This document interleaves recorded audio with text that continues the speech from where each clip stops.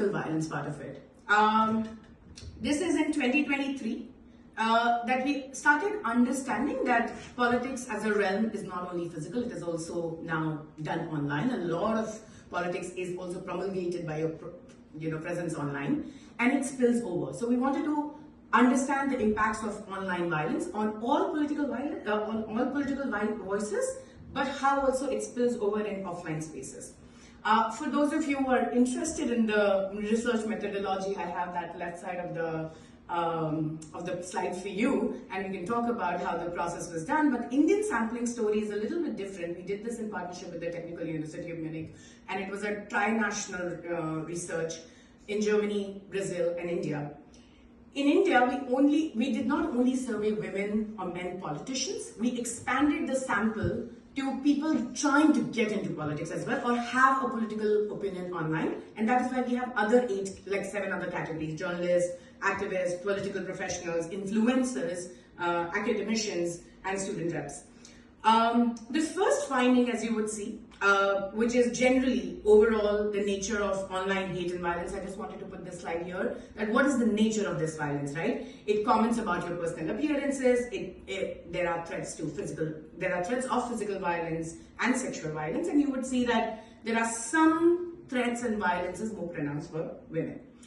The first finding also tells us that between India, Germany, and Brazil, women's ability in India to spot and report violence is quite in alignment with the social norm of lack of awareness, of thinking that violence is an occupational hazard, and a very high tolerance compared to other countries. So they would report less violence, and also be more ready to bear it on.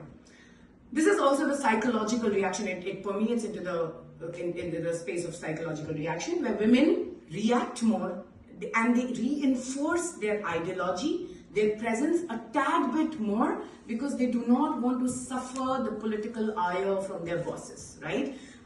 Which is to confirm their bias that women cannot perform more and they are weaker and they will have to be taken out.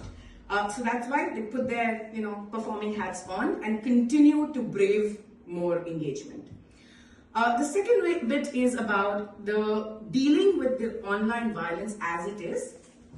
We just saw that higher percentage of men do not change their behavior, not even surprising, and I want to move on to the other slide, which gives a little bit more focused view into that. So for example, if there were men, they changed the tonality of their political messages compared to women who did not do that as much.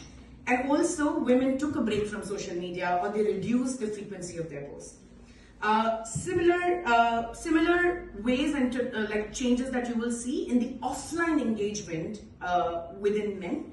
So more men change the content, tone, and increase their personal physical appearance as a response to more online violence, right? But women usually do not have the resources, or because it is all about their appearance, what do they even change? They cannot go back and change behaviors in politics. We also asked, what are some of the proposed solutions? And I will give you about 10 seconds to read any one of these, because I will summarize it anyway in the findings from the survey. There are 3 key findings, right? These are subtle findings, but very important for the work in future.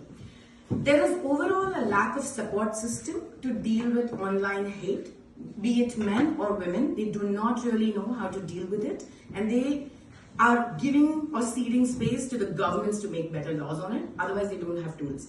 Second, women overall engage more. Whether it is with negative responses or positive responses, they engage more, but they are unable to change any outcomes. And social norms and violence against Indian women is hard, or they find it harder to spot or report. The recent intervention that I've made as a result, even further, is that I've written to the Election Commission of India, which is a regulating body on the elections in India, to mandate that POSH be implemented on overall more than 2,500 political parties that are in India, so that women have a safety mechanism and a safety valve. This particular intervention is giving a lot of recommendations, but the first thing is that we have a law and we need to recognize its importance and bring political parties under the ambit of POSH. There are some future research opportunities that I wanted to close this panel, this presentation with, which is also to read a little bit more into the safety penalty that the women have to bear because they are in this profession altogether. A cost penalty on women contesting and participating in elections because it goes more towards handling these trolls, increasing security. Campaigning cost also increases because they can't go on a bike unlike a man. And this is something that I would like to get your support on, and I'm happy to speak further on that. Thank you very, very much for your time, and I'll be open to all the questions. Thank you.